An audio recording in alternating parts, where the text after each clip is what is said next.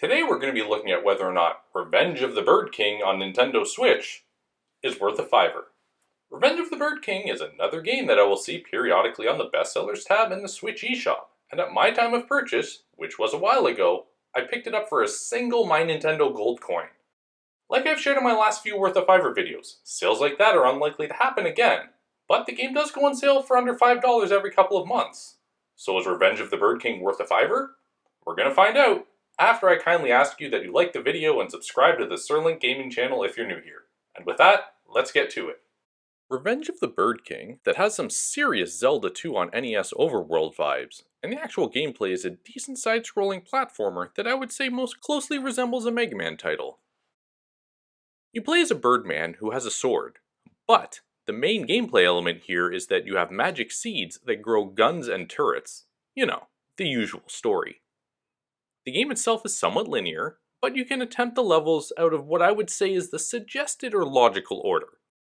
But I could see things getting a tad challenging if you choose to do them out of the suggested sequence. Each time you complete a level, you get stronger, and gain access to a new gun that you can buy in the shop that will have differing effects, like the Leaf Spreader that spreads 3 shots, or the Bumble Blaster that releases remote control bees. Additionally, I believe it's every 2 levels you increase, you receive a damage multiplier, along with additional hearts that start to make things much easier as you go.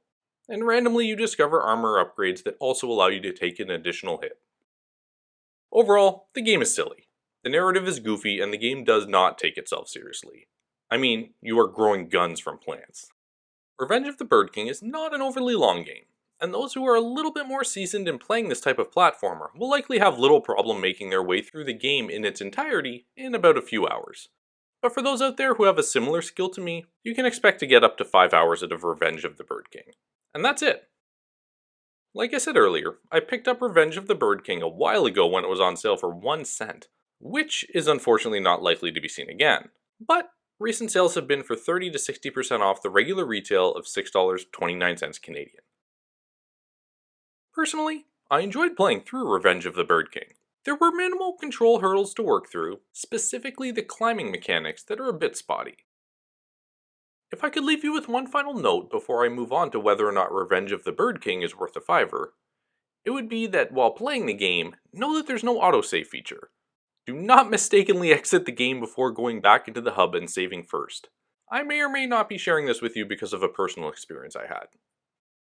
Now that I have said all I would like to say, is Revenge of the Bird King worth a $5? Yes, I believe it is worth a $5.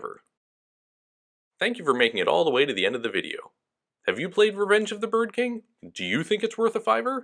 Let me know in the comments below and I will see you in my next video.